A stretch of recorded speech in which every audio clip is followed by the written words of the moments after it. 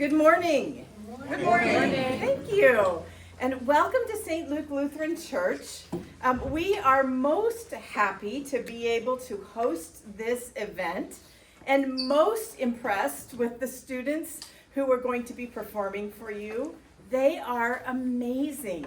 You all have done an amazing job raising these kids, and we are just very much excited about celebrating and supporting them and giving this space to be able to do this today. So thank you so much for being here.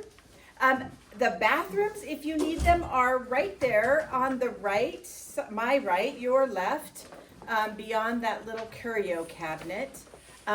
They are single use, so turn the handle so that it shows that they are in use when you go in, so you don't get walked in on, okay? There are some snacks and some water bottles for when this is over, if you want to stay and have some chat time with each other, talk to the performers, and enjoy some refreshments. Welcome.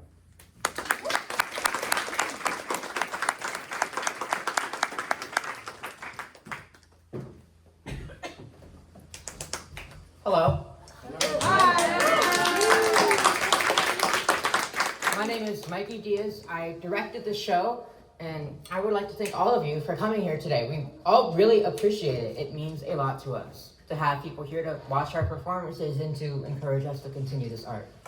I would also like to thank the performers here with me today for performing, for forcing me to do this, for being here, for helping me organize this. It means everything to me. And most of all, I would like to thank Pastor Janet for allowing us to use her venue and to customize it with lights and sound systems and whatnot. And I would also like to thank Ms. Estrin for making all of this possible and giving me the guidance needed to direct the show. Thank you.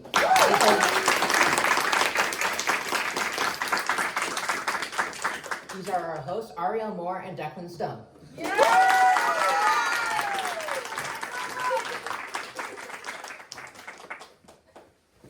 Thank you guys so much for coming. Today we're going to start off with Declan, Nikki, Sanchez, and Maverick. Declan will be opening with To Be a Poet. Yay!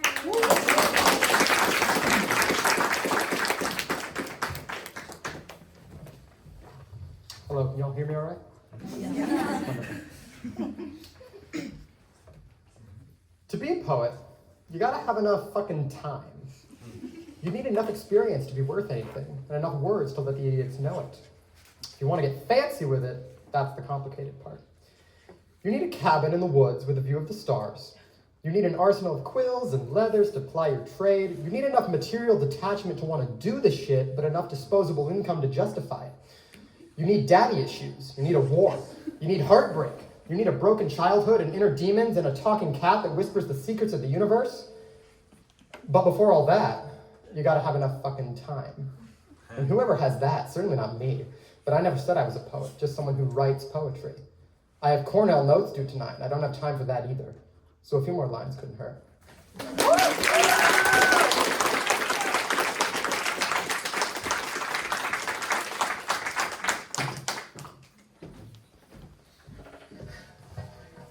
To the crisp air that fills the lungs of tired students and their equally tired adult counterparts. For the air that fills their systems and picks up their weary bones is what gets them through the days ahead. To the blackbirds that soundly usher in the morning, and the dunnocks who sing a gentle alarm to those still weepingly, devastatingly deep in slumber. And to the sun and moon which dance around us all the time, enchantingly exchanging sun-flushed kisses at dawn and moon-dusted longing looks at dusk. For their constant promenade in the solar skies is what keeps us in check, from the moment we close our eyes to the moon and open them for the sun. The early mornings are crisp and cool, constant and never lacking, always settling in the marrow of our bones, sowing seeds of satisfaction into our muscles and joints. Feels human, feels right. It feels like sanctity and the glorious rays of oncoming elation.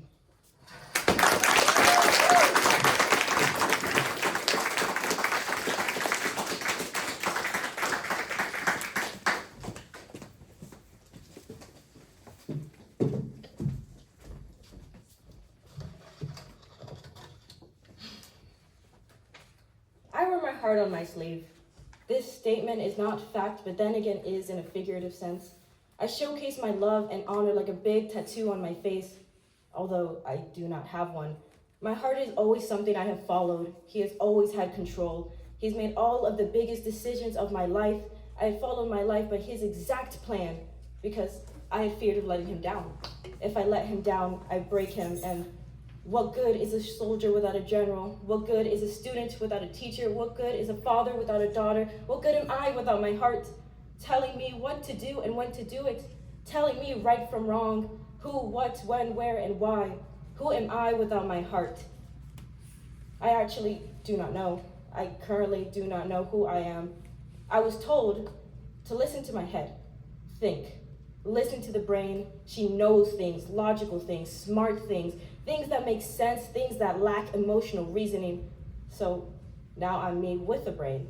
It seems okay, it hurts my head, his ego is wounded and whimpering, but hers is soft and subtle. She does not yell, she speaks clearly and slowly, although sternly, she says it with knowledge.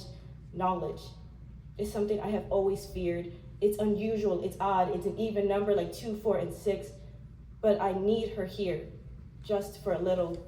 I hope, at least for a bit, I too can wear my brain on my sleeve.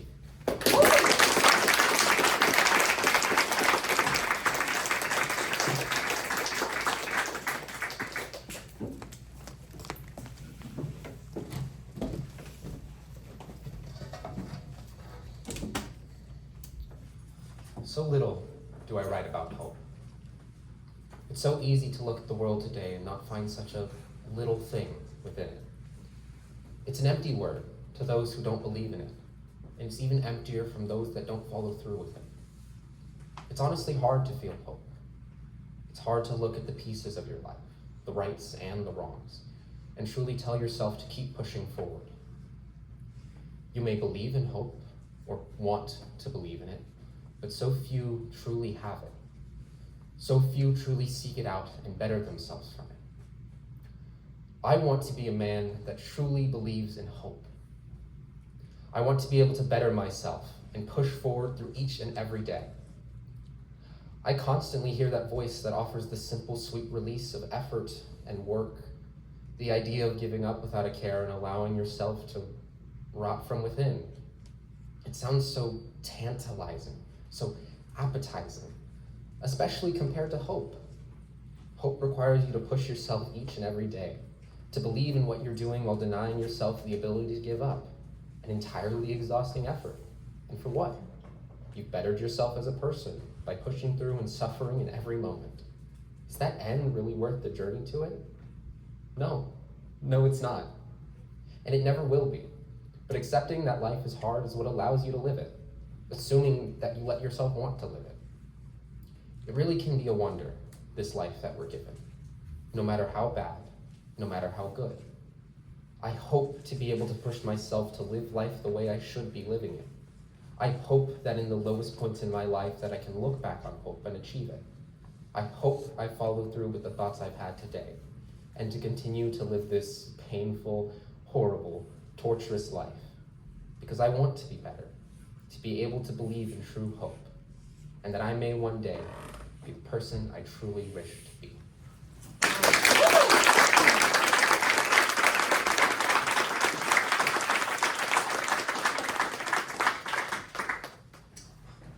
Well, we hope you enjoyed that little taste of what we had in store for you this morning.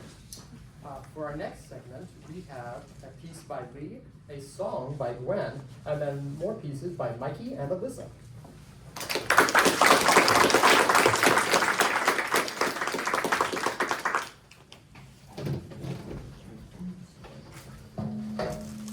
Eagerly opened, cooked in a pan, alas, my legume allergy. Lentils packaged perfectly in a can, but I couldn't eat those calories. Warm and delicious potato soup, use a recipe from the computer. What I hope is in every scoop, but misfortune strikes and we are out of tubers. I stare in disbelief, why tomatoes? Horrible for a soup, too acidic. I really wish we had those potatoes. Maybe there's a soup that's not so horrific?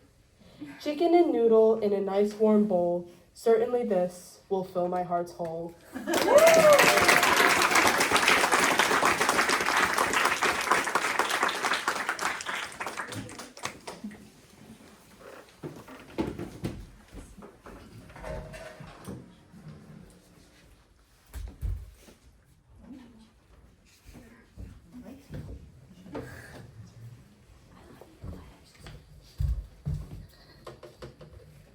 Hello.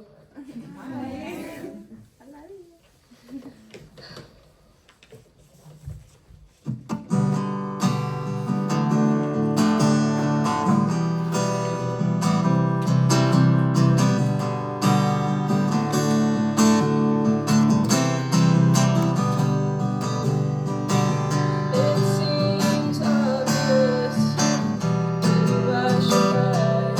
There's a sad thing they hold. There's a sadness inside.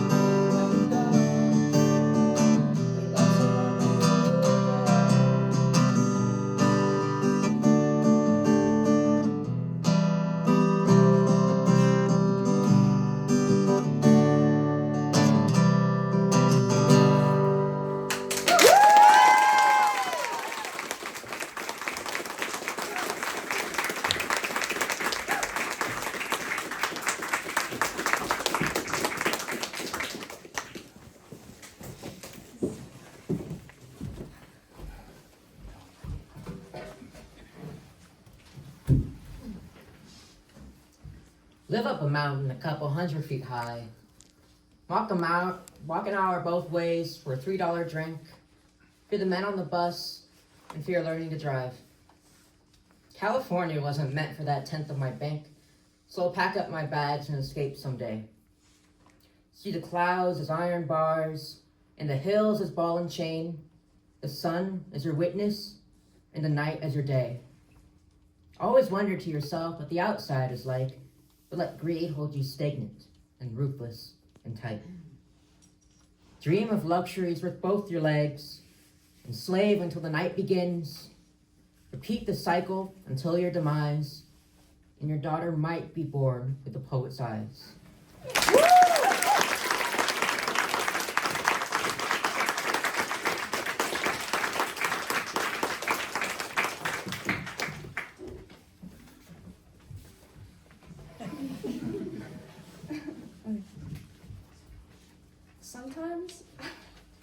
Sometimes I wish I was in a zombie apocalypse. Not because I think I'd survive, but just because I want everything to stop. All the noise, lights, cars, people would stop. Now you see, I don't hate people.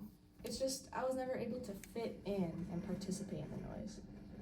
Just like how every day, without fail, I'd see a car filled with friends listening to whatever's hot on the radio, or watching a group of people get food, or just anything.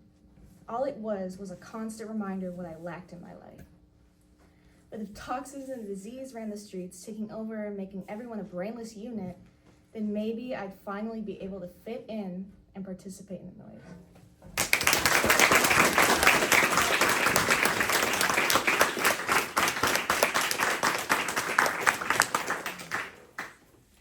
Thank you guys for listening. Those were great. Next up, we have Maverick, Sage, Adria, and Noah.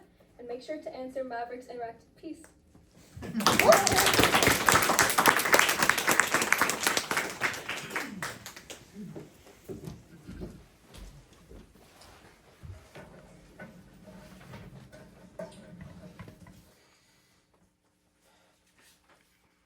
Your friends are dead. You're the last one alive. It can hear you breathe. You must complete the mission and evacuate, or you could abandon the mission and evacuate now. If you abandon the mission, the deaths of your friends would be in vain. Are you a coward, or are you a fool? Coward. So you're a fool. I can't say I expected that decision, or would have made it myself. I guess you're just loyal to your friends then, or whatever pieces of them are left. There's no use in worrying about that, however. You have a mission to accomplish. You've been so close after all. No time for standing there in shock. You needed to take command of the situation, analyze your surroundings, and come up with a solution. Quite the heroic story, eh? Oh, but of course it wasn't that simple. You could barely see what was around you due to your blurry vision. You can make out shapes, of course, and colors too. The whole room covered in a horrific splash of red. Which one of your friends was that again? You could feel yourself freezing. Who wouldn't after registering that they were covered in the blood of someone they cared about? Though you had to stop worrying about that. It's not like you wanted to end up like them. You had a mission to complete. Though you could always just give up. Well, too late for that now. Your legs have started to move unconsciously. Definitely unconscious because you had no idea where to go. The only real direction you had was to not move towards the noises of a hulking creature scratching through metal hallways. You were trying to find the subject of your mission, this weirdly pristine orb that had a sort of cyan glow to it. Though last you saw of it, it was letting off a red glow. I have to assume you could guess why it was red. So, do you turn here or here? The decision doesn't really matter. These metal walls all look the same. Same panels, plates, same patterns where the metal intersected. Hallways that cross perpendicular into hallways and stay parallel to other hallways. Nothing but a horrific grid map of steel. Well, here's an idea at least. You could try to find the mangled corpses of your friends. One of them was bound to have a bit of the equipment you had coming in here. Then you could find the object and just leave. Easy enough. Except, of course, for the fact that it wasn't actually that easy. You still had that monster to deal with. It would be so much easier to just curl up and die. Yeah. Pressing onward, you eventually heard screams echo down a hallway. Maybe you weren't the last one left. Shambling closer as quickly as you could, you would hear the screams just stop, just like that. Silence. Then, a low grumbling. You saw nothing in front of you, but turning, you could see where the screams had stopped. And there, right there was the orb. You'd found the subject of your mission, and even the blood on it was gone. That beautiful cyan glow shining on your disheveled body, the corpse of your friend, and the horrific monster consuming it. Oh well, at least you tried. You got much farther than I thought you would. You must have passed out from blood loss before you could even react to your imminent death. Did I forget to mention your head injury? Oh well, it doesn't really matter anymore. Your life flashes before your closed eyes. You feel extreme agony, and then you die.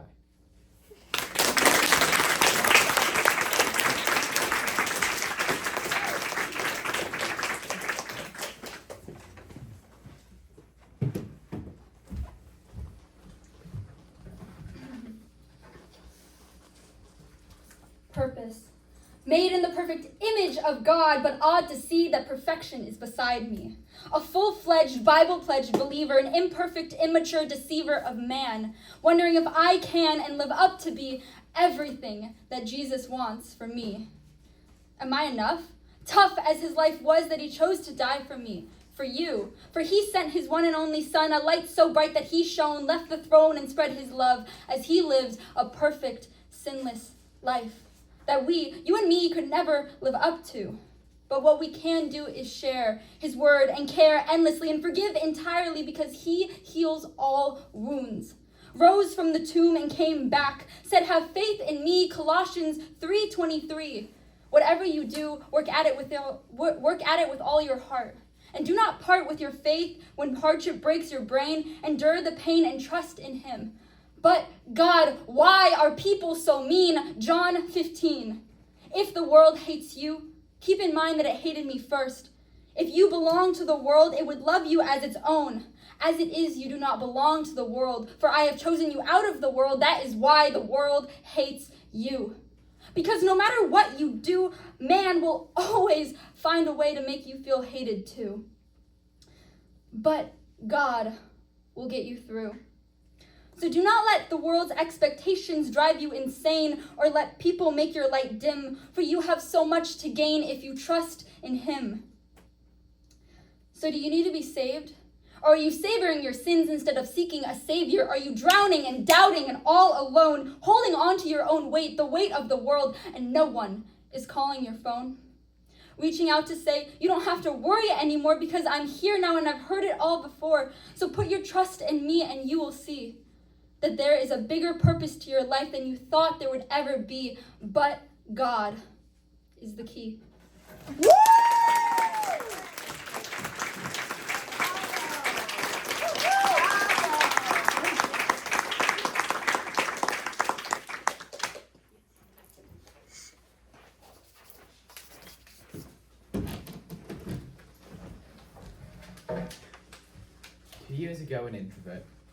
Two years ago, an introvert expected this. I reassert. 2 years ago, I was an introvert. How much force for falsehoods must you exert? You're for personalities alert, entering first, conversational thirst, for introduction sustenance, your sole essential maintenance. Liar, liar, do your worst. A year ago, an ambivert. The measurements and meanings you pervert, a single year, I'd seed 5, a much more quiet time alive, still surely close bonds thrive. 5 years there, had a friend. That to this, some great trend. Now to wander, drink on shadow, search for sips off relationships. So thusly quench the thirst entrenched, I must maintain. Let me explain that. Maintain? Ugh. Now is not the time to lie. Who needs such a search to maintain? Desperate networker to attain, desiring hedonist corporal gain, dishonored pleaser to explain, never no never to maintain. The lost in the mud and the moss of past years, slaughtered in fears, not still here. Little boy, little girl, go find the reflection, somehow killer, kept you a social caterpillar. Cringe comparison, she'll die, you darling social butterfly. Strange line, you're gonna end on it? Or gonna keep it? Gonna end on it. 2 years ago, an introvert. A year ago, an ambivert. Lyo tumors let him die. Darling social butterfly.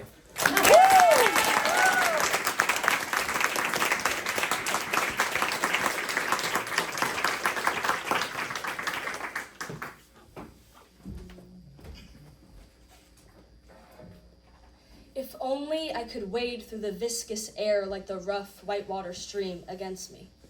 Then I could gasp a whisper of oxygen that filled up the navy blue shuttle, entering the dark cylindrical casket. Going into the mountainside and out the other, intact, with my steel-beamed bones and my carbon-caked lungs, I'll hold my breath for 1 more mile, if only it meant that we could inhale simultaneously on the other side. I'll overcompensate and fabricate. I'll remember the feeling of floating down the river instead of trying to swim upstream. I felt so restless. But I know that paradise is based on perspective.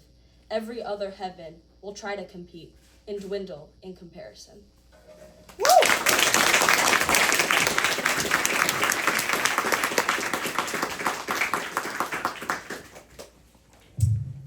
I hope you enjoyed that last round of pieces, because next up we have a piece by Julie, a song by Nikki, and then more pieces by Jenny and myself.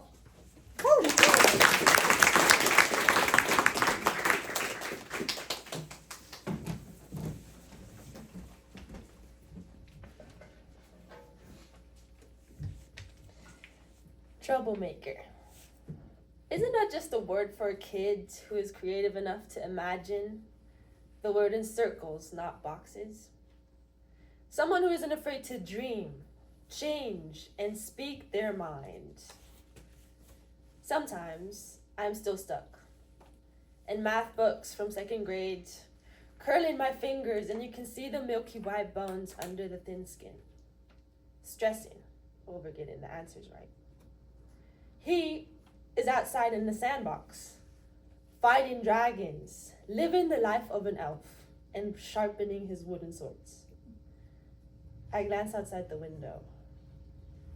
Mom, I want to be a troublemaker.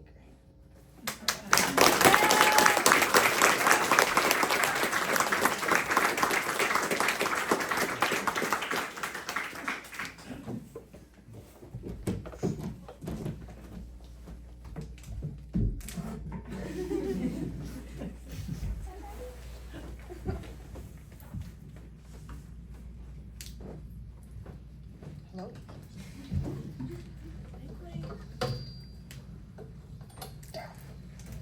Sorry, my upper body strength is quite weak.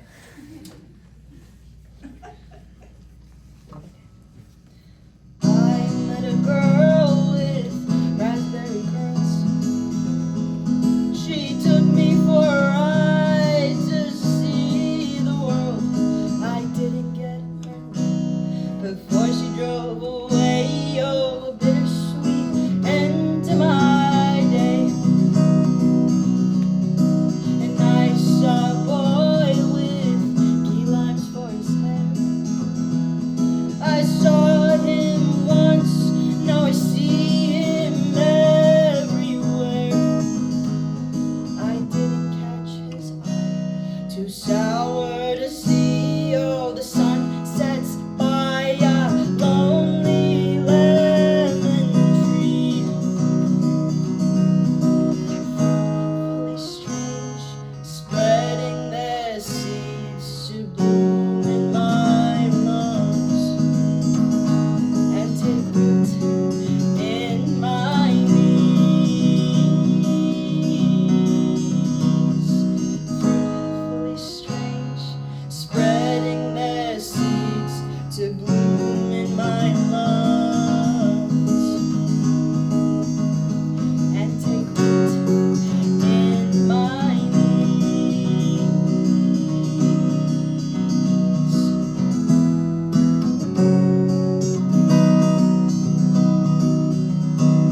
I kissed someone with cherries for their lips and loved for hours under sweet eclipse.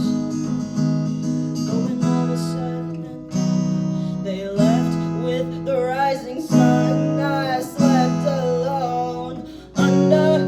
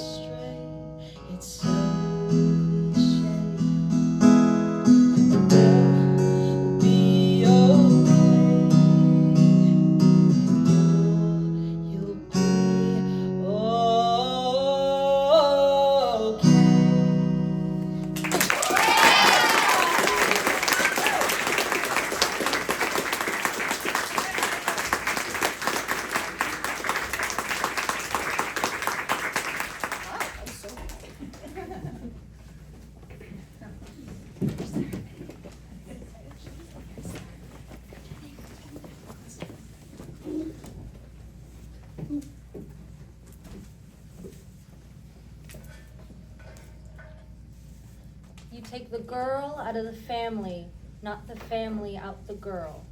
I feel them heaving heavy breath, and God, it makes me want to hurl. I wish that I could leave this place, a moldy closet in my mind. Nails digging in my scalp, there's never solace to find. Coughing up my hesitation, sit at tables not for me. Forever guest, forever sick, never welcome, never leave. Is it silly, still a child, still dependent, still a baby? Is it really growing older if the ages try to hang me? Round my neck, a distant pressure much more felt within my lungs. And there I am, back again. They're sitting on my chest, and I'm wishing I was hung.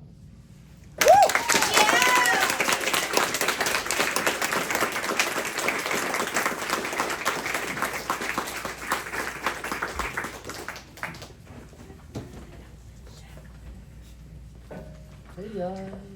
Bye, Declan.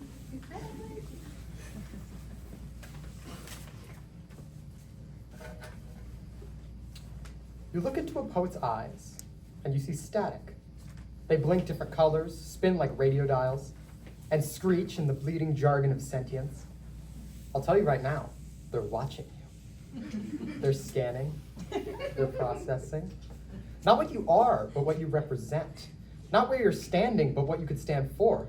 They don't know it. You don't know it. How could any of us? We scrambled and jagged few, floating through this empty canvas of a solar system, the product of millennia of incestuous code and cosmic mistakes, we viruses, distilled into rotting meat bags, just broken enough to absorb the bit crash suffering of existence and spit out an aesthetic for a new collage. Call it poetry, why don't you?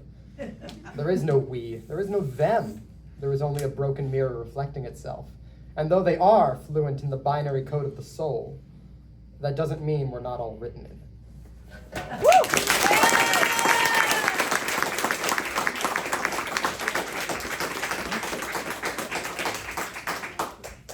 Guys, that was amazing. Come on out. Next up, we have Sage, Mikey, Sanchez, and Lee.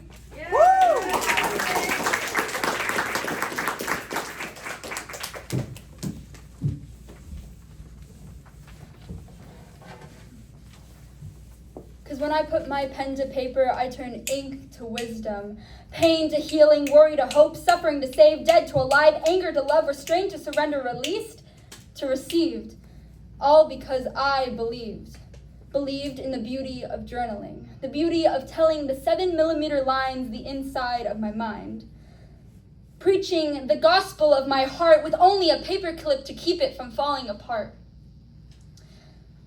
Like my cursive letters blend and then fade, just like all the memories that were made. So what if I paid more attention? Attention to what was said, written down, all of that I heard, listened instead of ignored. What if I stopped anticipating the end of their sentence just to fill the empty void with what I implored? But instead, I burden notebooks with broken-hearted bridges because branding pages with reality is better than bombarding people with my heart's brutality. So I let the little letters form a larger meaning.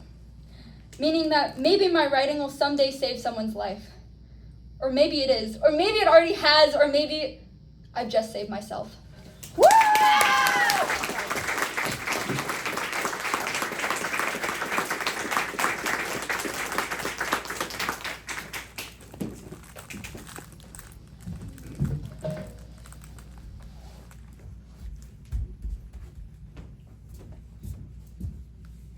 Oh, also, this one's a song. No way. What? You guys gonna break out and dance. Thanks for the clarification. Skies bluer than blue, mountains surrounding, stars shining anytime, nowhere to hide.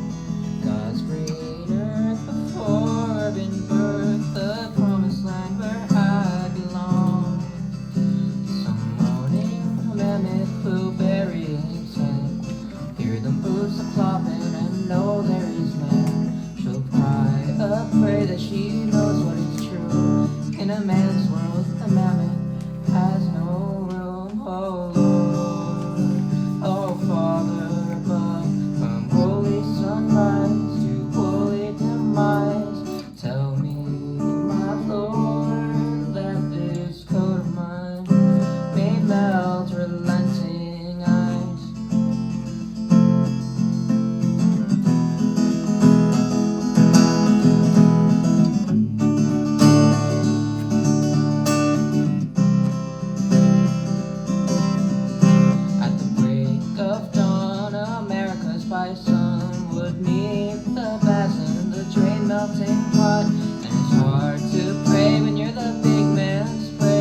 apart. The bison has no room. Oh Lord, oh Father above. My back was made to carry what's no more my own. Tell me, my Lord, that these bones may no longer go to waste.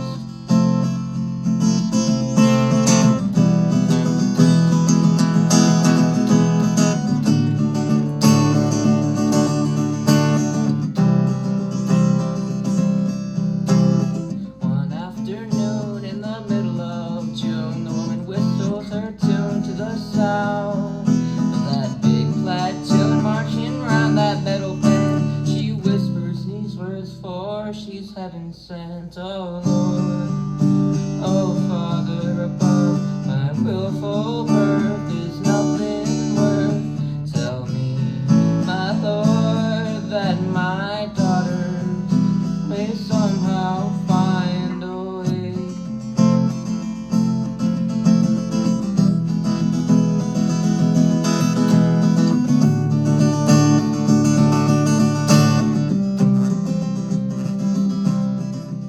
Sky's bluer than blue, mountains surrounding stars shining, ain't got nowhere to hide. God's great earth before in birth, the promised land where I belong.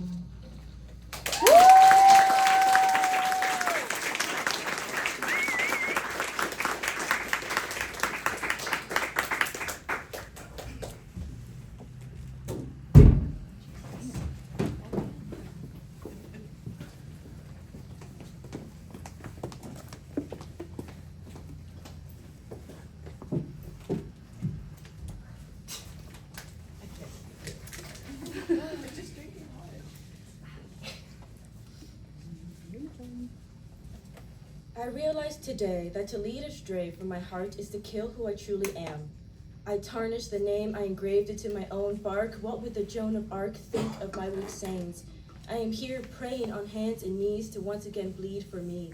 My heart needs to be set free. I turned my back on him, I gave up on him, I ruined his good name. I told him to go away, I told him to stop. Told him to no longer knock to get my attention, for he was on suspension. For what? Loving, trying, guiding. I told myself he was lying. How could I say that to him? I turned and looked away and towards my brain, and for what? For the reason he leads is because she is in love with him. Who am I to take away such glee and turn it into misery? She loves him, and so do I. Why lie and say it's for the better when my eyes are wetter than before? Was this to even a score, and if so, which one? There was no point in looking away. She loved him, she always will. She loved him too much to stifle him. Although her voice was soft and stern, his was loud and sweet like symphonies. He was meant for her. Now you must be thinking, but what about her? She needs room to breathe, to gather leaves of thoughts that are truly sought. Well, now they go hand in hand. They always have. Although sometimes one outreigns the other, their hands are now joined together.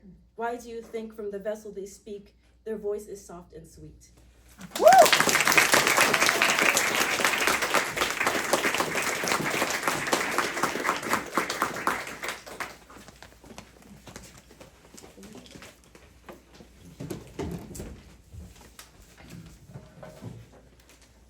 From Earth, we can see stars up to 10,000 light years away with our naked eyes. We can see the light from stars that have been dead for thousands of years.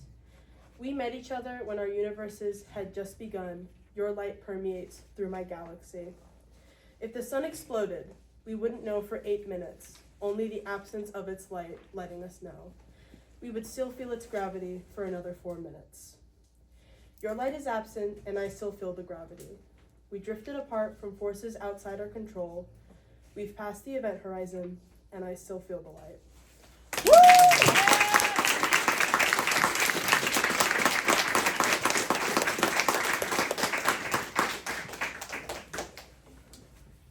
Hello, everybody.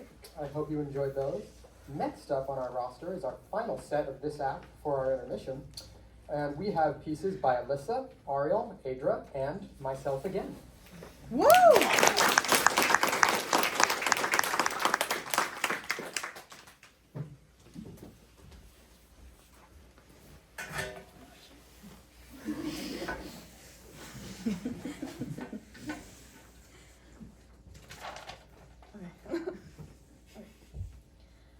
preface this by saying that I'm not crazy.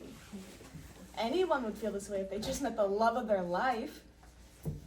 How do I know this is love? What? I've absolutely never felt this way in my entire life. Never once a crush, a boy of the week, nothing. Until you. I honestly thought I was dead. But like Frankenstein and his beautiful lightning, you resurrected me. Like a rose with its prickly thorns, you suffocate my every thought with your wit and beauty. Oh shit. How do I know you're perfect? You are so full of questions today. Well, I learned everything about you, studied you, did everything I could to make and mold myself into the perfect person for you. No one else could stand a chance now. Not like they ever did before. There's no other way to put it. You are the one for me, and I for you. I love you so much, words will never be able to comprehend it. I want to be consumed by you in every which way. I want to feel whole again. I need to feel you. I need you.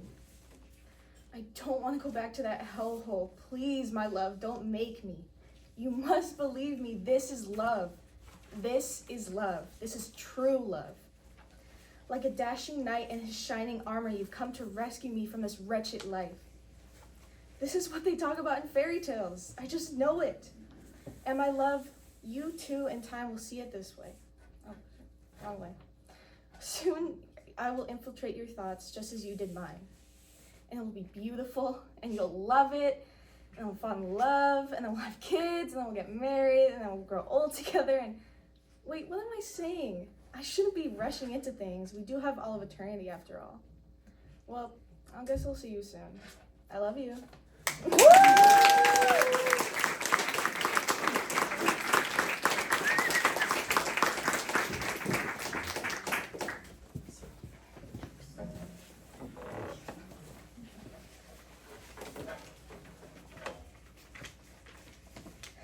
It's the white heat and green rivers, the sunstone beaches and scorched yellow palms. Light strikes the currents with silver, as our noses touch like two white swans. But outside the dew-steeped sunflowers, the sleeping houses wrap in plastic. The lone sun raving for warm showers, and summer pressure, artificially romantic. Your eyes match the sun-blue sea. You never know I lose weight faster than my tan lines fade. Let me hold you till you see me. You'd have never fallen, never even stayed. Despite the light, summer drains all reality. Heaven, paradise, false love, desperate vanity.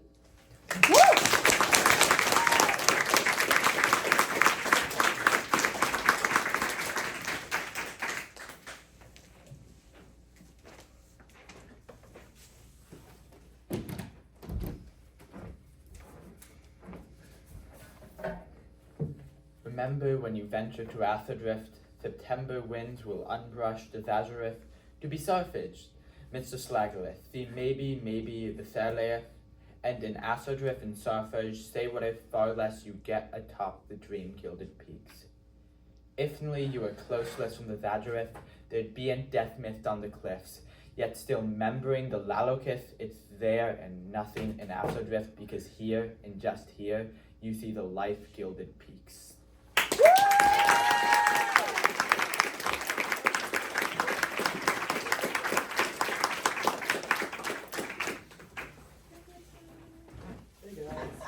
Hi, Declan. Hi, Declan. Introducing tonight, for a limited time only,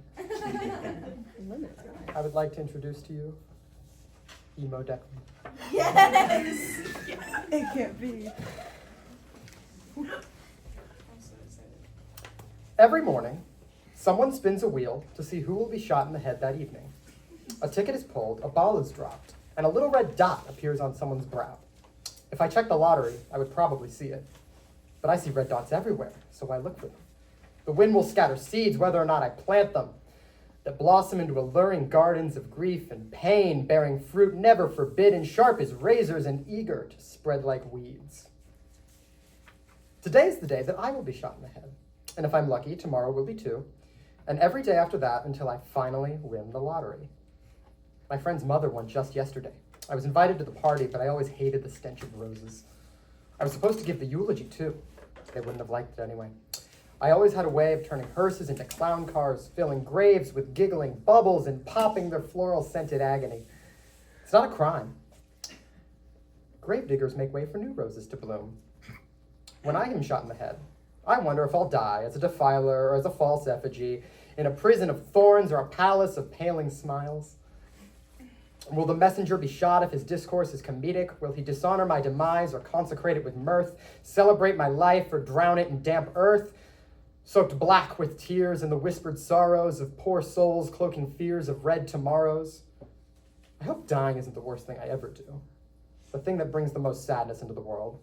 But the options are either live worse than you die or never die, and I don't want to be around for the end of global warming.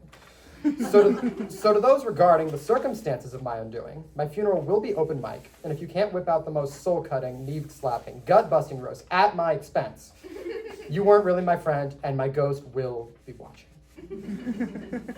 And to those of you who took the mic to honor me with pity and false sympathy, shame on you. I need your pity like I need a bullet to the head. Too late for that. Roses will bloom whether or not the dirt is mourned. The wheel will spin whether or not it is oiled with tears. Death will rain down and glisten like dew whether or not you set up a rain catcher. So get over it, instead of honoring the worst thing I ever did. Tomorrow could be your day to win the lottery. Don't pity the comedian. Don't cry at his shows, because when he gets off that stage, he goes to weddings and funerals. He wades through a sea of dirty looks and horrified glares. He looks the blooming madness of the world in the eye and laughs because he can't do anything else. He can't fight it. He can't fix it. He can't escape it. So he takes that fear, that sea of blood-stained roses. He swallows it and cackles up blood until someone just as miserable and terrified shoots him in the head, plunging him headfirst into a soul of all the souls he ever desecrated. And I laugh because I just won the lottery.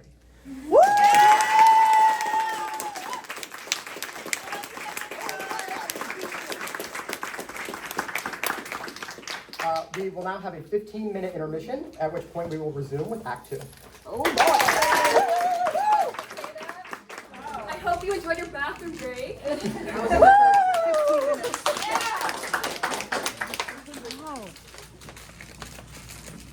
Time for Act 2.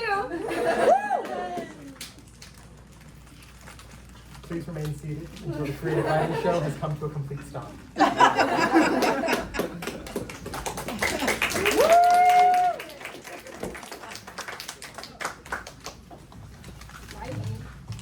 Okay. Coming up is Nikki, Julie, Declan, and Noah.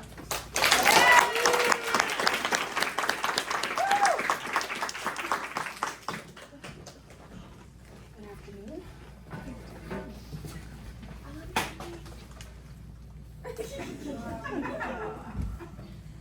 On a day when the damned finally lay down to rest, and a slumber brings them back to their browning pillows, pressing heavily into wilted, sinful willows, I'll laugh with hellish ears, crimson skin, and peering eyes, committing blushing sins under pink sheets and shared crests.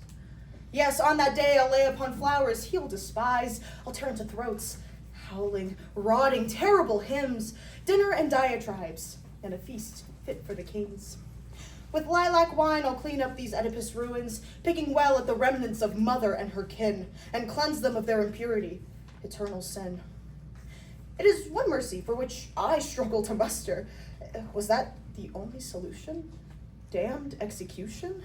The bumbling, stumbling prey, I the hunter. I fall in great heights, yet I fear their deserving fate. I'm to laugh when hellish torment worse than mine unfolds. Would I be no better than the sinners whom I condemn? Amongst the gloom, guiltless pleasure, and glorious death, am I prepared to take the lives of my loved ones? Am I out of my depth? Heavenly Father, how do you judge and persecute? You sent me down, killed my passion, my holy solemn. Now there are some of me, corrupting newly born babes. They ripen, they grow in time to view the day of the damned.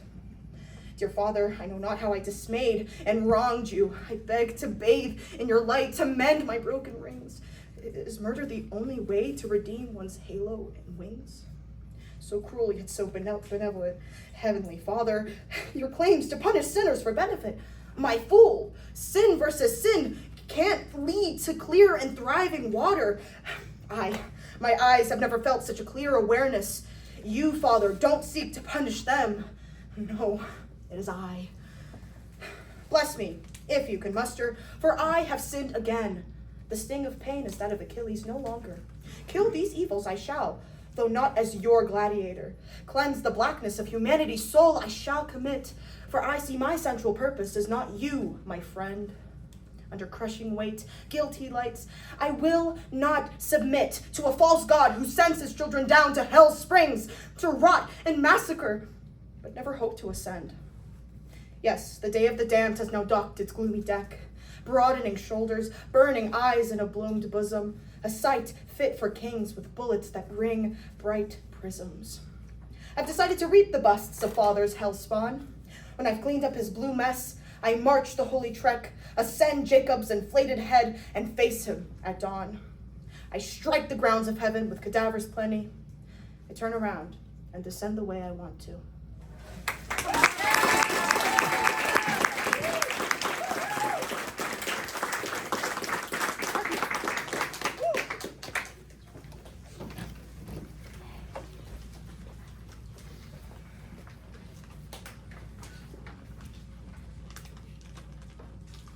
When I was still a dreamer, how do you go from a golden child to an overthinking teenage girl? First, I left behind my real smile at the age of 5, and since then I remember molding into this world. Coloring.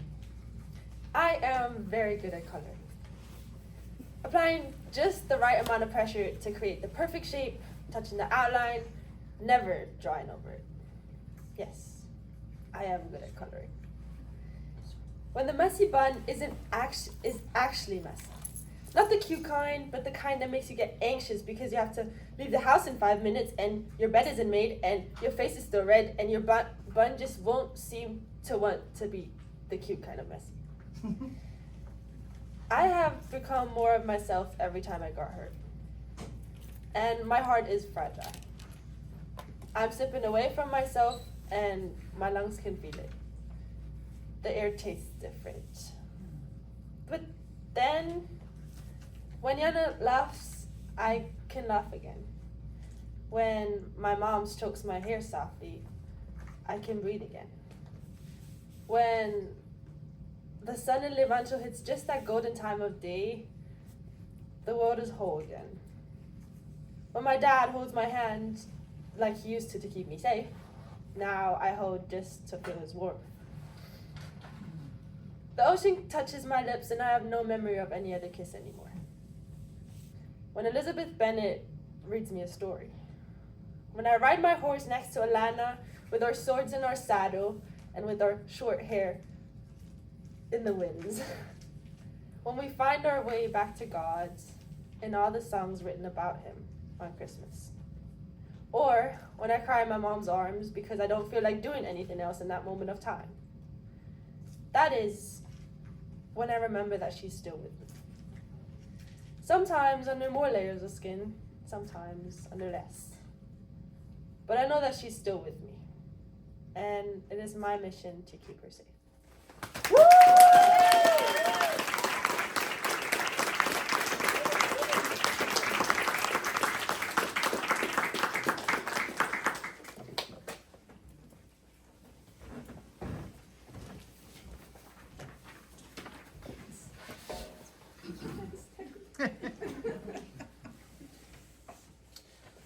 Just a little warning, we have not tested this piece with the sound system yet.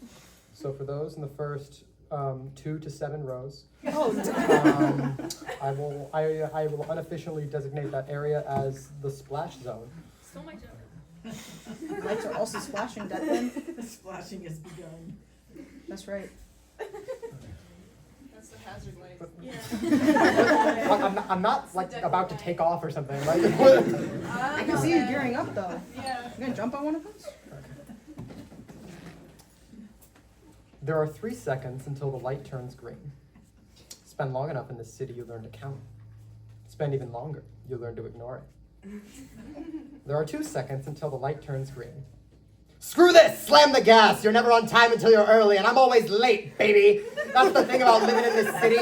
You always have the right of way if you're fast enough, despite what the driving test says. The driving test was written by pedestrians. Crunch. And pedestrians only live once. Unlike me, I'm too fast for death. It doesn't have this sweet ride. The only life fit for me is one of perpetual motion, to be a glowing blade on a strip of burning black, screaming through the hustle and bustle, screaming out of tinted windows that I never once rolled up, even if the air streaming past could suck me into a stain on the street and pave the asphalt even blacker. That's why you gotta keep your eyes on the road, never look down at the map. Left, right, left, straight, left, right. Easy? No? Screw it. You'll get somewhere eventually, or crash. Don't think about that. We're already going too fast to slow down, too fast to think. Too fast to take notes, never miss a turn, never drift out of your lane, or you'll spin into the sun and disappear. Splatter across the sidewalk and poke it out the skyscrapers with your steaming neon remains. Oh, your veins! So, when you finally grind to a bloody halt, and the man in black catches up to you at last, you'll look up and see it for the first time. The city, too big to live in, full of people on perpetual vacation, bathed in light too bright to look at, except you're looking right into it. Into colors so plentiful that you can hear them. It's not very loud, but at least it won't rip you to pieces. A little late for that, I suppose. I'm not done. Oh. From the sidewalk, I hear the music of ghosts. The colored windows stretching into the sky in chorus. A chorus of every poor, delirious soul who sped, who screamed, who splattered, and who now sing a song of asphalt and wind while they wait for the rest to join them, while I wait for you to join me in the land of the pedestrians. So roll down your windows and pump up your speakers. Slam on the gas before the light turns red forever. No one's ever gonna get in a car with you.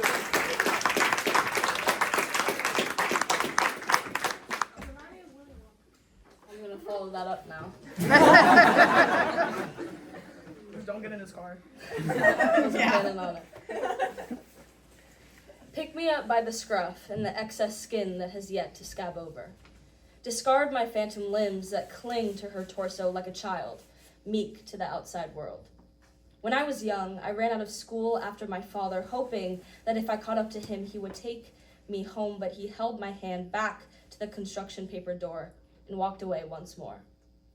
These words never left my lips, but she can make out the shape of them from their taste. It was still written upon my face, how she stunned me with repeated history. So I'll give her a taste of her medicine, the tart, viscous liquid, heart-wrenching and cherry-flavored, to look in her eyes like the glimmer is self-made, like she created the stars that they reflect, and then stroll with my back to her, hands in shallow pockets, feet hovering on the pavement, like the shedding of her weight finally made me light enough to float, but the spite brought me back down.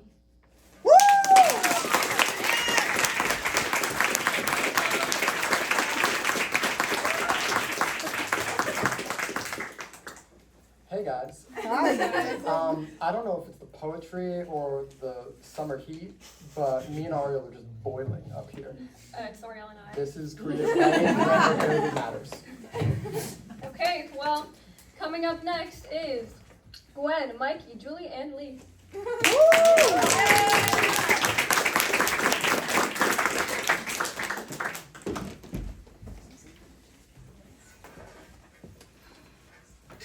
Holy smokes, guys. Lately, every day is another Halloween. Another early eve, hollowed and dreaded and hollow. Another cry for what's lost and what is still losing. And there it is with it, that sick twist and shudder. Branches fall at the sound, the thought, the shine of a feeling unknown and horrified, never meaning to be this way, never wanting to stay, yet existing far before it could comprehend its own consent. It's a shy and fearful distaste that leaves a bitter sting in the mouth where you would have rather wished it'd be missing. But it's not its fault, and it was never yours to blame. That's the curse of a neighbor, the anemone venom of coexistence. So here we are, masks of light under fog-diffused sunshine. Here they go, marching along with plastic knives that pump fake blood, hearts that beat with taffy styrofoam, and knuckles bristled red from frigid air, their hateful oddity taken out on cut and pasted picket fences. Here I am, reckoning myself terrified, paper bag on my head, lunch in my pocket, a hunger festering within. But I have no appetite, made for cheap sandwich bread, palm-pelted tomatoes, and raw turkey carved from the cornucopia of blue season sympathies. The offer is appreciated, but I can't stand illness of any form. Still, here I've been, sicker than a dog on death row. Come morning, and I feel the relief of raindrops sticking to my dead strands of hair, incessant need for belonging, and a dream for what could be, still lingering in childhood remnants, but washed away for the moment. Winter showers carry them off like a virus attached to red dye stains and soggy steamed tea bags. They'll come back around eventually, but for now, I am here, in the mist, amongst the flowers that grow and the grass that lives dormant and gray in apprehension of snow that never shows its face. Only hail, only California. I've never known anywhere else to be home. Neither has the grass, or the poppies, or the vomit left behind from last Thursday's smoke. I was never any good at being a quitter, but I've been getting around to trying it again. I still don't get a kick. It's always been hard for me to be somebody's child. I'm not cut out for being conceived, or I guess I mean something more like perceived. Contraception should have been plan A, but it was never my choice to begin with. I was never one for motherships and astral projections, and maybe it'd be easier if I could sit still for even 5 minutes of meditative frequency. But then again, it's probably for the best that I keep my feet on this ground, clothed in Converse and contrapositives and decorated generously in contradiction in the writing on my soles. Here I can collect my kings on the back row, where you should know by now I grasp dangerous and close to the occasional smiles of paternity reflected in the checkerboard. It only gets lonely when I can't keep it around, figuring out the 5th time it goes that it wasn't crossed in my stars after all. The fantasy of what could have been is bitter and sweet on any given day. I keep it around for hours stuck inside with nothing else to do but reminisce and slumber. The next best thing is if it could have been real. Lately, every night has me crawling for daggers. I never used to get scared in the dark, but they say there's a first time for everything. If only that also meant it could be the last. I won't lie and say I don't believe happiness is out there, deck and porch light and rocking chair and half-burned cigarette, but the key is out there, not here. It could be a lie, I think it is, but I don't know for certain. If only I still had my youth to dive headfirst after it, and that's still there too, but when it's far ahead and just around the corner, you lose all ability to form its memory, like a goldfish in the same bowl, chasing its own reflection, while believing it to be another. It remains, caught up in the illusion, enamored by the scales it doesn't realize belongs to itself, and it dies, never knowing truth, never knowing it was out there to find in the first place. In that way, naivety wins, survives, saves. In that way, naivety is truth. So go ahead and trim the antler points and folly attempts to keep from hurting others. Continue to ignore the drops of blood blooming from inside the paper bag, the rash under your nose, and the cracks in your fingerprints. I know it's what you need to do, as it's the same as I've just been, and I've only just wrangled myself out. But hear me as I say, the scars are proof of the battle, the salt of the tears shed, the ugly words of everyone surrounding you, of the suffocating acts of love you will run from. It's okay to break free. Safety doesn't have to be a home. The only tragedy is that you had to tell yourself. When the body disagrees with itself, remember with conviction that using the wrong words in all the right places made you what you are. To use them is a privilege. To remember how is the talent. To be born is a miracle, and to continue to be is the hardest choice you'll ever make. Halloween comes once every year. Stumbling, chasing, etching new history into gray matter like a chalkboard box cutter. I haven't lost a foot yet. I take it that means I should keep going. Maybe someday I'll join the costume parade too. But for now, outgrowing the paper bag is enough for me. Someday, I hope, it'll be enough for you too. XOXO knows.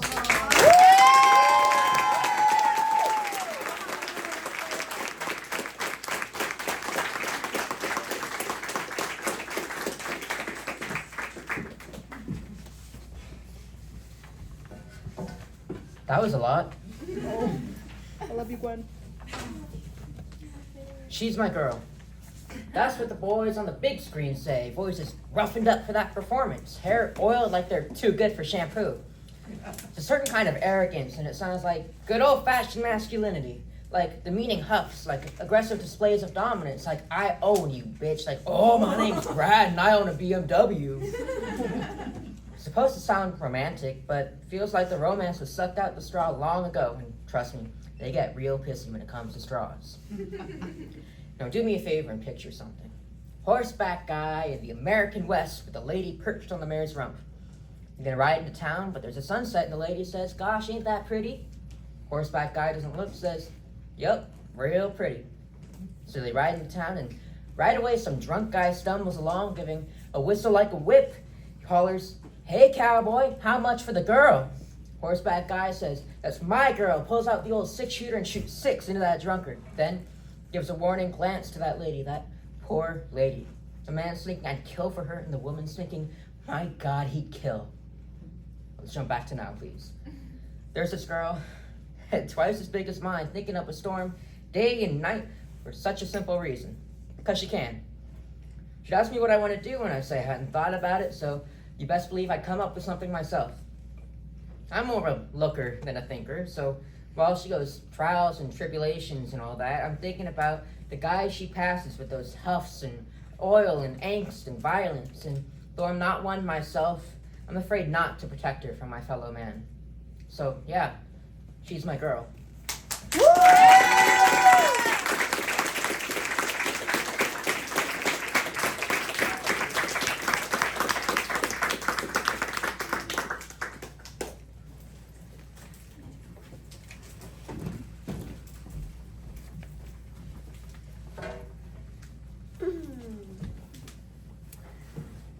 Is it love or is it obsessional? The determination to get better. The dream to maybe go professional, but in the real end, what does it matter? Both my body and mind are in distress. A marathon with no ending in sight. If I don't run it, my mind is a mess. So I do. With tears and put up a fight. You have not done what I told you today. Prepare yourself for the mental suffer. Saying, I have sacrificed. Heart on display. To protect it, I must become tougher. Going to sleep and relieving this pain, knowing tomorrow I'll do it again.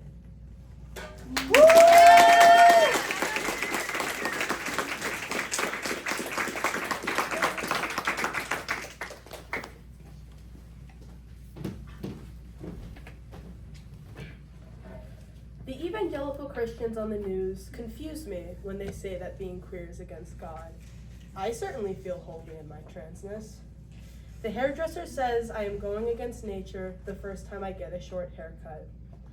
I put on my glasses and look in the mirror and whisper so quietly that not even the crickets could hear, mashallah, mashallah, mashallah.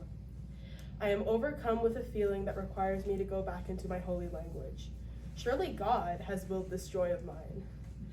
I sit down for Passover Seder, ready to answer questions, though I am not the youngest. This night is different from all other nights because I can unflinchingly look into the mirror. This night is different from all other nights because I am happy. This night is different from all other nights because, like the forbidden bread in the oven, I have risen.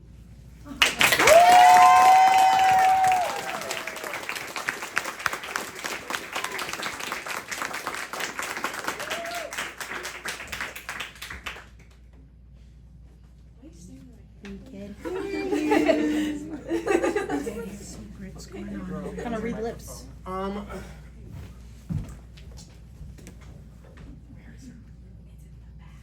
Sorry, you can get in I just don't want something to ring backstage because I was informed that this would end earlier and we're going over time. I don't want that to ring backstage and ruin anyone's performance. Please pardon this interruption. Yeah, please pardon this interruption. Interruption pardon. Okay. Well, for our next set of the evening, we have Ariel, Jenny, Sage, and Alyssa. Woo!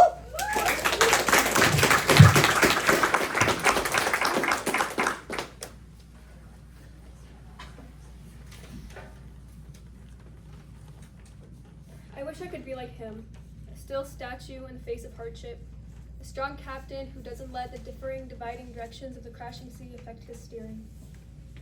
A man diligent but never fearing, a man full of wounds but never bleeding, staying cold as life's heated blade doesn't skim. I drown in my apprehension, he swims. With his back towards the rest of the wild water, he lets out a hand, come follow. Don't you think I know my daughter? Don't you know that you're the heir of kings? Don't you realize that fear doesn't scream, it sings? Don't you want to see more of what life brings? Anxiety haunts. Its disguised waters in any ordinary blue. But it stays hidden when I close my eyes and hold on to you.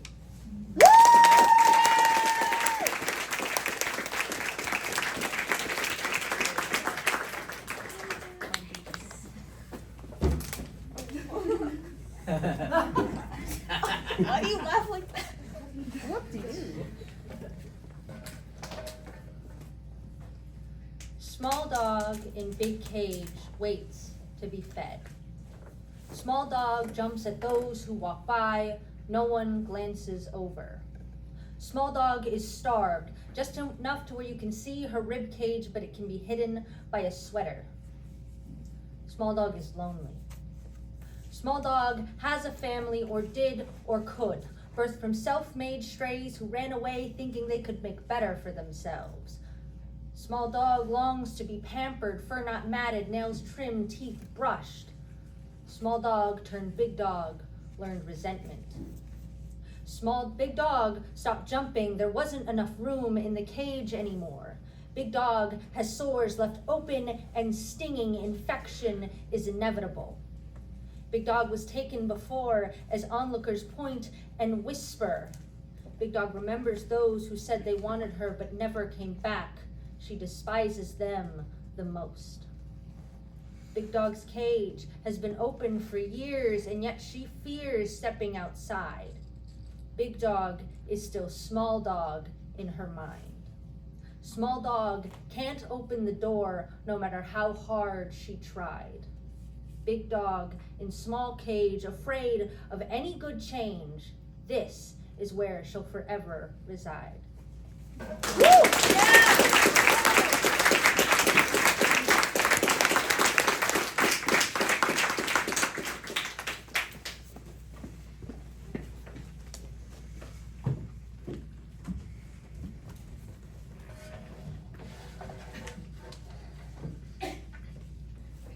You, I whispered to myself. I love you, he shouted, louder than the books that fell off the shelf. The love that he professed, feelings he possessed, proudly he confessed, I love you. The emphasis that was me was something that I never thought I could see, because they say that you love yourself as much as you let other people love you. And I didn't first think that I loved myself that much. So when I looked in the mirror today, I couldn't quite see through. There was a girl in front of me that I thought I never knew, because I thought the standards of my self-worth were a bar lower than how you know I deserve to be loved. An unconditional, irrevocably unimaginable love that is so obvious to you that I deserve to be loved more than I ever knew. And it scares me, like I'm the book that fell on the floor, like you read my pages and write love letters on my lips and love me without ever expecting more. And so I love you endlessly, because loving you for eternity is simply not enough time for me. Can't you see? I know your love in the dark of the night without a single illuminated light except for the fire that fights feelings that burns inside my heart. Can we start with forever and never let our voices be heard, because without words you hear my pain. Without words, you call me beautiful. Without words, you shield me in your arms. But with words, we write about what it's like to withstand waves of worry and rewrite a whole new story of what it's like when we fell in love. Because in English, we say, I love you.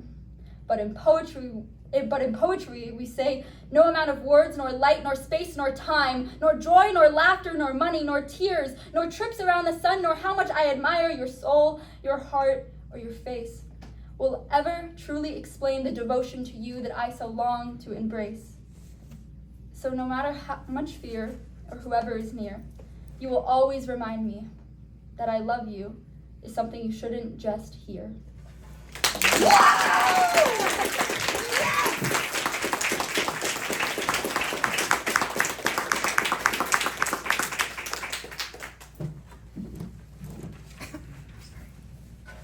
Okay. How many gay people are in here tonight? Target audience, y'all. It's gonna be sad, by the way. Okay. My angel, my darling, I want to kiss you and feel your porcelain skin in my hands. I want to love so innocent, so gentle, so tender, to be forever in bliss and live by your commands. For it's to you I must surrender.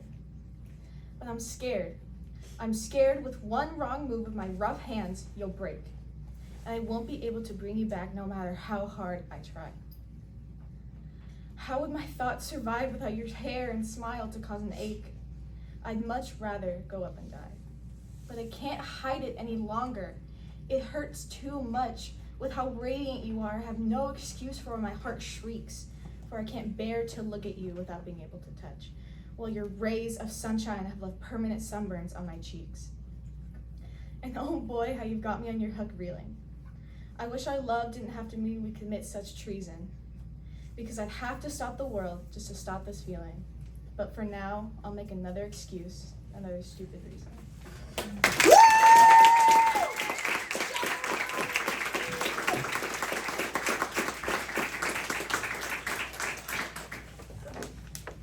Good luck, babe.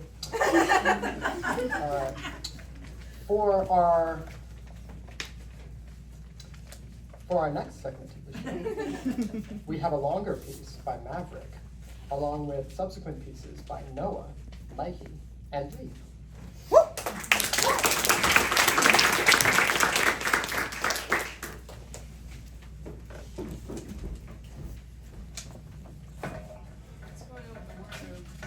H.P. Lovecraft, eat your heart out.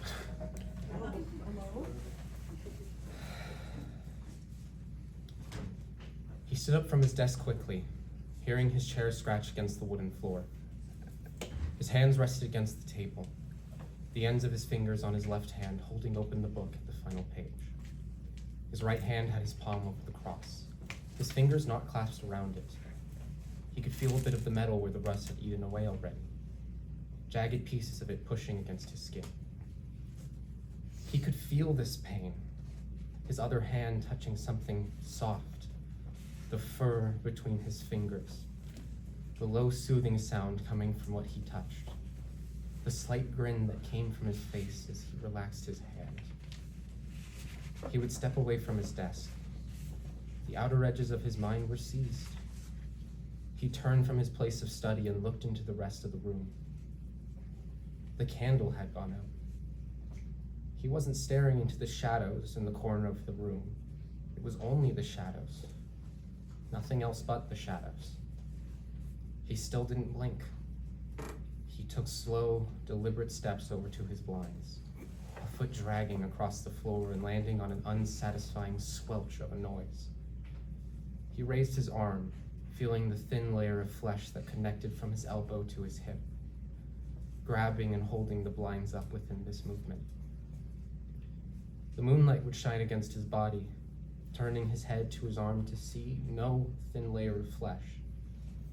The moon was quite bright. It was sure to be this bright whenever it was full.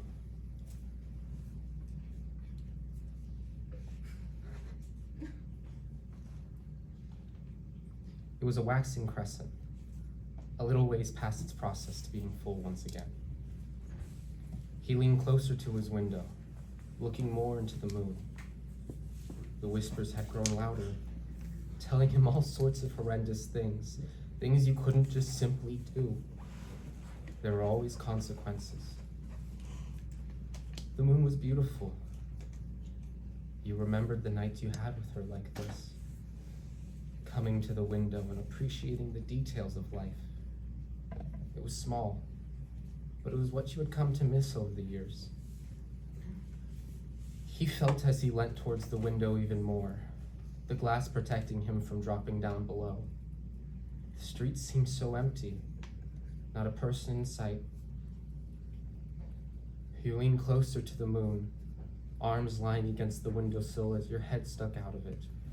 You could feel yourself bathed in the glorious rays of moonlight.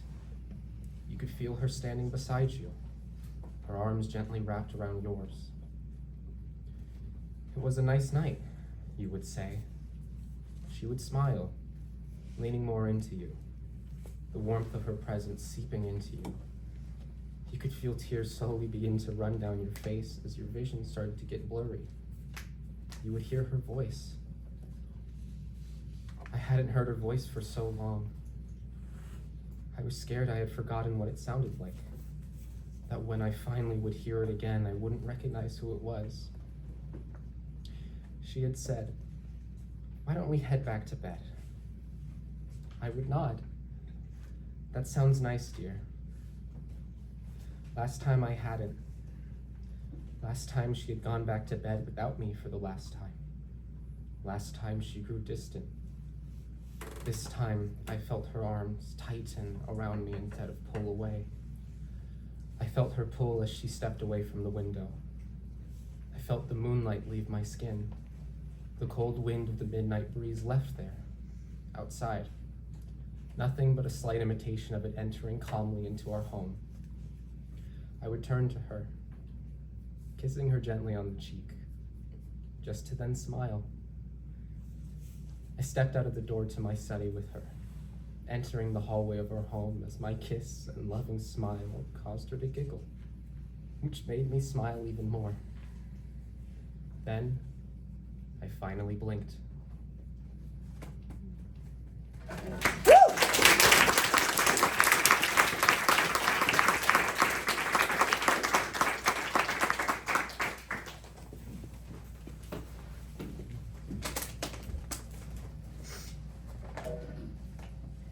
Poisoned soil nurtures a toxin's fair.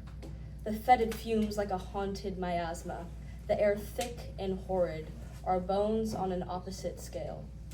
Eyelids thicker than our marrow, we drink the holy blood until our deeds become blasphemous. The more we see, the less we believe, for how can misery unsanctify the soul? How can one drink the liquid from the fruit without feeling the reparations of the envenomed dirt? The indication of time only made evident by our setting sun and the length of our broken fingernails. Our bones only beloved if they are worth their weight in gold.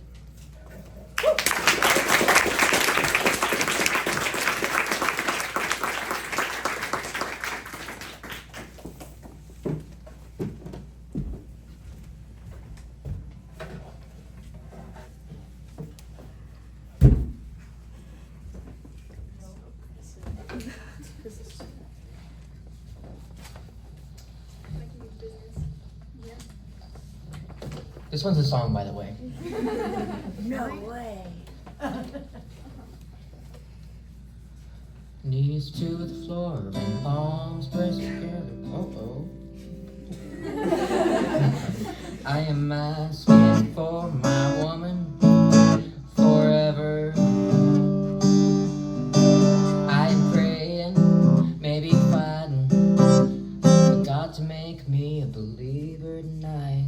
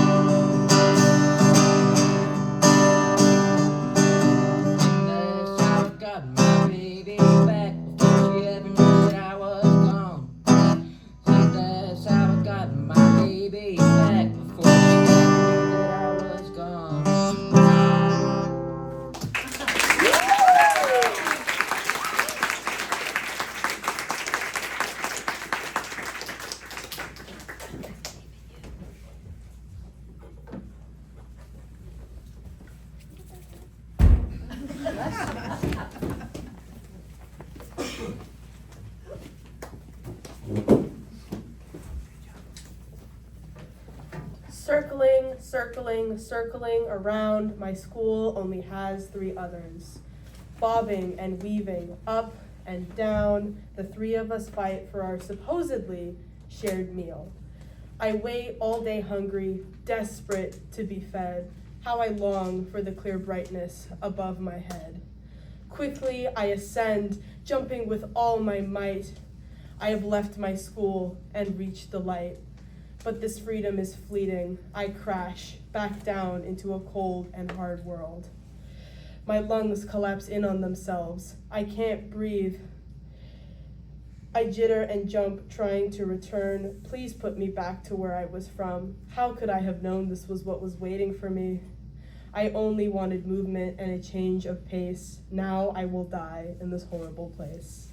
Woo!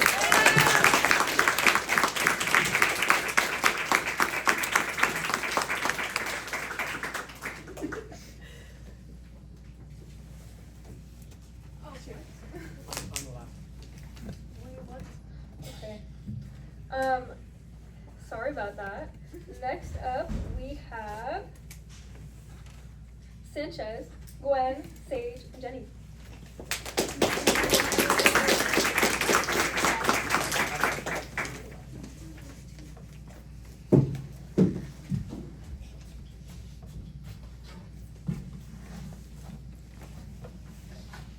Alright, so little explanation for this piece.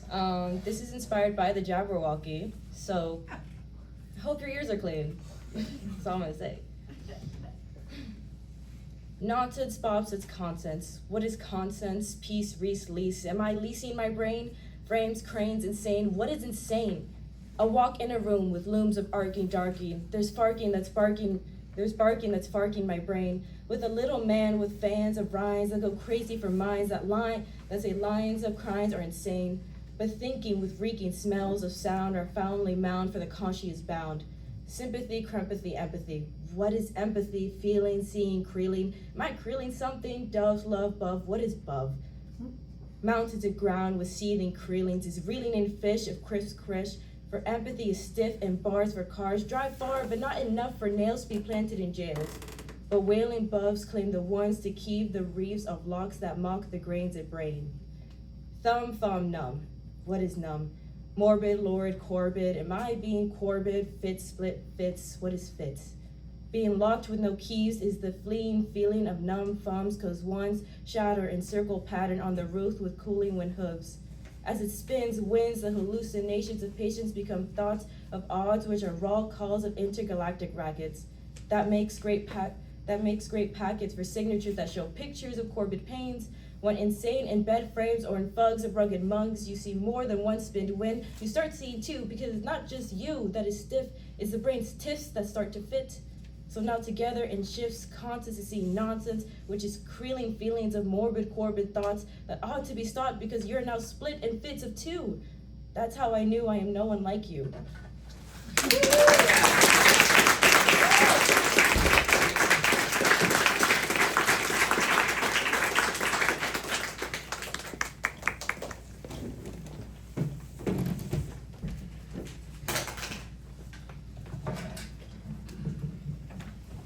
Oh boy. Is this a song? No, actually. Gwen's about to break out in a jig. Guys, I think this might be a song. Potentially.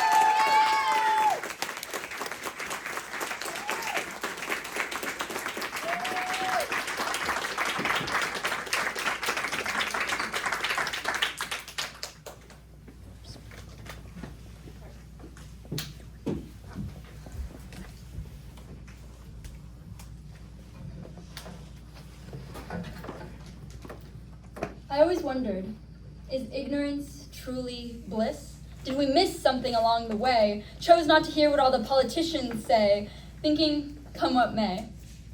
I'll cover my ears with clouds of cotton ball tissues just to avoid the world's revolutionary issues. To block out the noise and act as poised as I can be, knowing that people aren't as perfect as their portrait posts plastered in front of me, shoved in my face, traumatic tragedies that can't easily be erased, blood that can't be cleaned up by my Kleenex. Always wondering, who's next? But why can I hear tears streaming down faces I'll never meet? People I'll never greet who can't stand on their own 2 feet, defeated by the world's issues and have no place to go. And the sad thing is, I can't even give them a tissue. These people I'll never know. So I'll ask again, is ignorance truly bliss? Something as innocent as a kiss, but like a kiss, a guilty sin. And in the end, no one will win.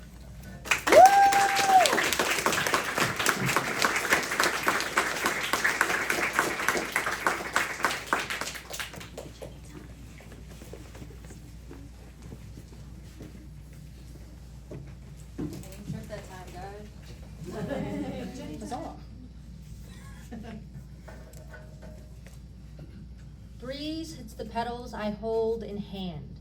They get taken from me before I have a chance to give them to you.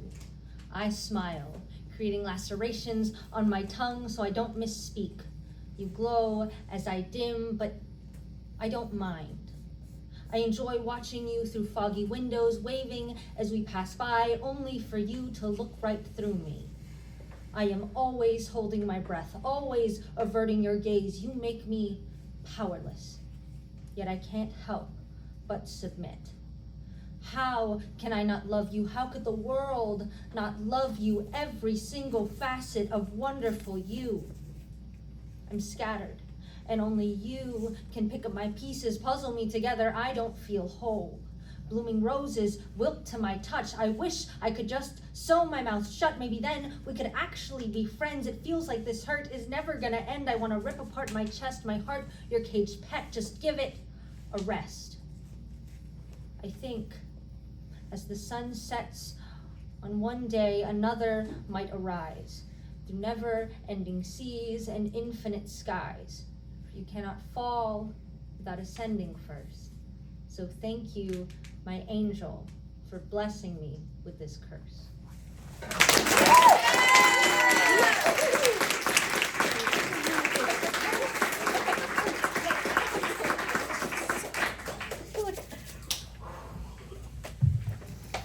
All right, guys. As sad as it is, we have reached our last segment of this mid-afternoon. Declan, it's all your fault. Of this mid-afternoon showcase. For our final 4 performers, we will have Adra, Ariel, Jenny, and Sage.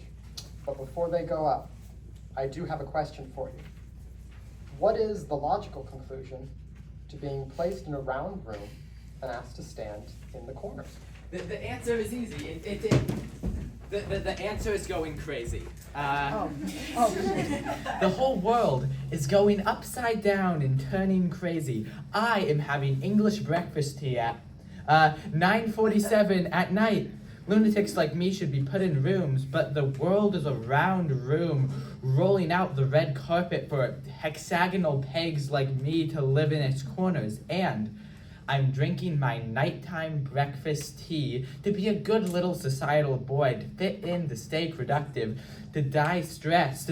Holy rats, is the sweet-toothed child in me dead in a ditch? I forgot to put even a single drop of sugar into my nighttime breakfast tea. I must be crazy. But if I don't go crazy, I might not have enough caffeine to finish my Candide annotations. Is a mad person in a crazy world even crazy? Probably. You know it is crazy. I could be making up this line on the spot and none of you would be able to tell. Wait, are any of you crazy? What kind of weird masochist does one have to be to live in this crazy world without being crazy? Introspective, huh? What kind of weird masochist does one have to be to enjoy being crazy in any world? But this isn't any world, it's a wacky world. A crazy world, you might say. And despite going crazy in a crazy world, I swim against the stream like a silly salmon, not a conformist in the slightest, a goddamn god-forsaking punk who still has good little societal boy aspirations. A punk, ... to self, read aloud. Oh, the next line is much more clear. Do you ever wonder if the punk rock is getting to me? It's an insidious thing, that counterculture. It breaks your conformity, or at least makes it wind through very fruit-filled fields. But regardless, gaining your way through an orchard of purple lemons is better than a desk job. But son, I sure hope you didn't need me to tell you that. Accent, probably botched. Maybe you are crazy, maybe you're not. Alternatively, you could be a little crazy, or maybe you're dead. But I still have most of a candide of fictional craziness to annotate, and of course, half a cup of nighttime breakfast tea to swallow.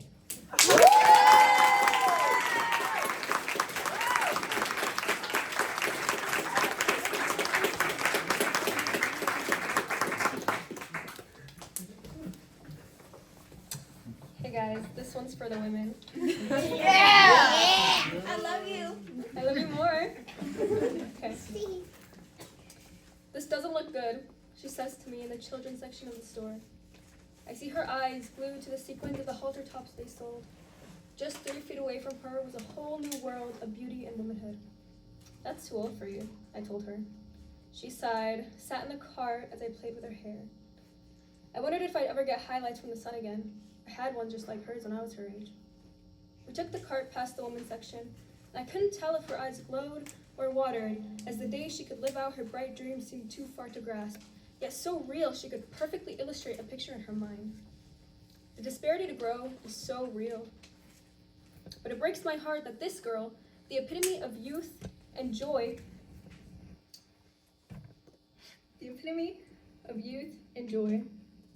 will one day wish to go back to the exact moment she dreamed so big. She'll grow, and as she grows, so will her fears, her emotions 10 times more intense and aware. She'll go clubbing, she'll wear that secret halter top, she'll show skin to the wrong people, she'll have regrets and student loan debts, polluted thoughts, and no time for rest. And before I can finish my thoughts, she's 16, picking out clothes from the same shop she dreamed of. Yet she can't help but gravitate towards the bright colors and dazzling designs of the sections just 3 feet away. Desperate to hold on to any innocence she once knew. I should have told her a long time ago that I dyed my hair to mimic her youthful sun-kissed waves. At the same time, she would steal my oversized sunglasses and heels. Now we both look back, wanting every little feeling we once had, and now desperately lack.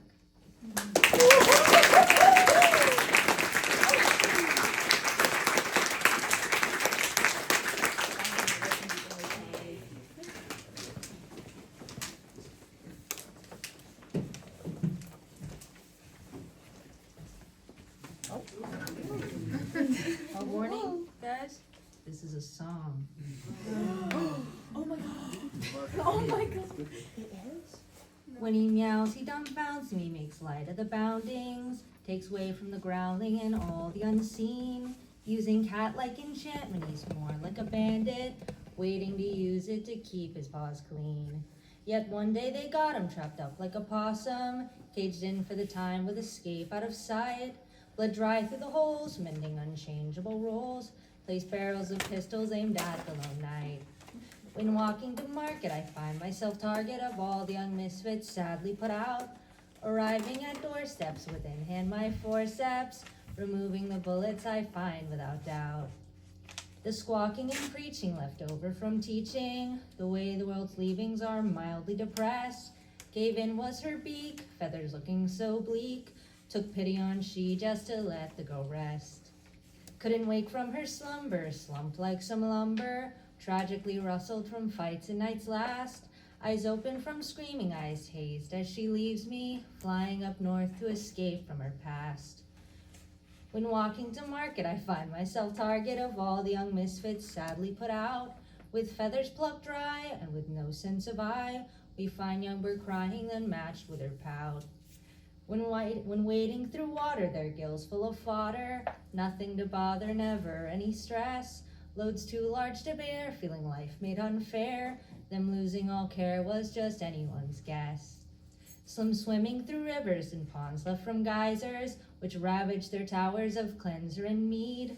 Scaly found on the ground, had left to be gouged, thrown back in the river to fill the man's greed. When walking to market, I find myself target of all the young misfits sadly put out. In a tank they are seen, so calm and serene. Fins snipped off clean, yet I still prefer trout.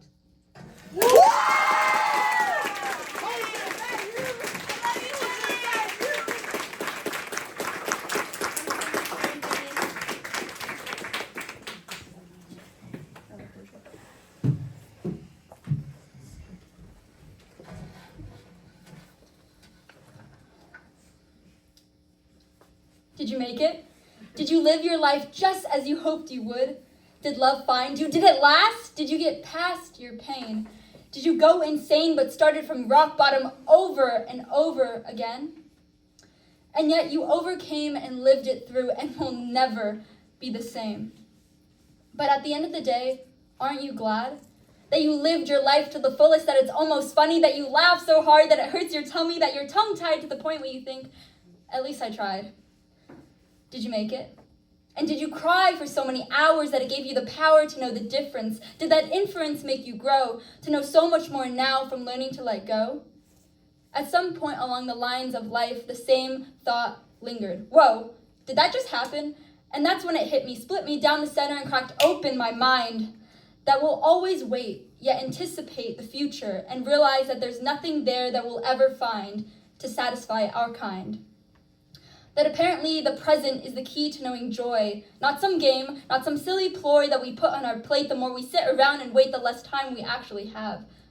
If we keep thinking about what will happen next and get fixed on the idea that there's something better, we'll end up burying our bones before we write our own eulogy letter. But what if it's already written? What if every time you skinned your knees and started from square one, you've added yet another layer to your list of life's most challenging endeavors and checked it off and marked it as yet another battle won?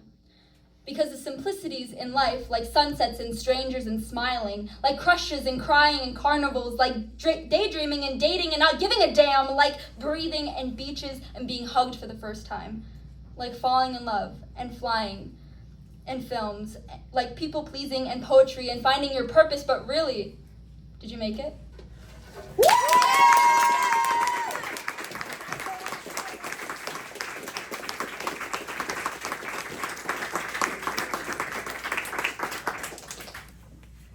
Thank you, LA. You've been a great audience.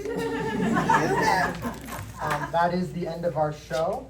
I very much hope you enjoyed. If you would like any snacks or refreshments, there is a gas station down the street. It's very nice. There's ice cream. Oh, Ariel, did you have something to say? Let's bring up Mikey. Final words.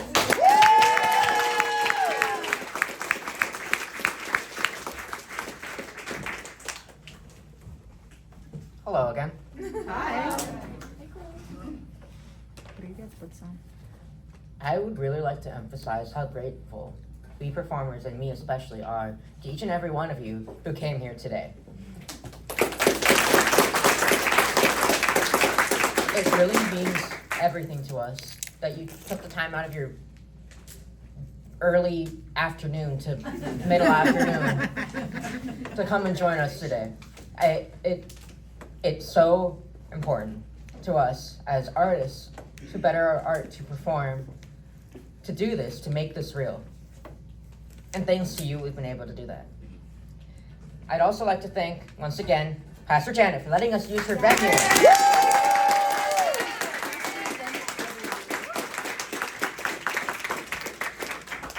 It is truly our pleasure. My pleasure. I'd also like to thank Declan Stone, Yay! but especially Ariel Moore.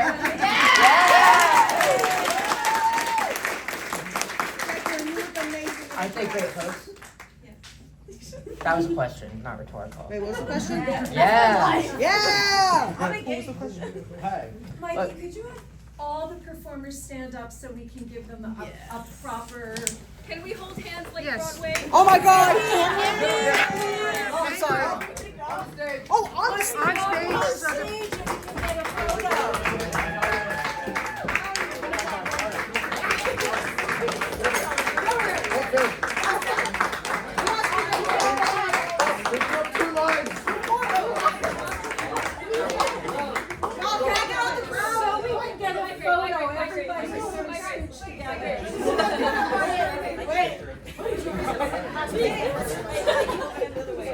Nice. Okay. Who's the chef? You're saving it. This is so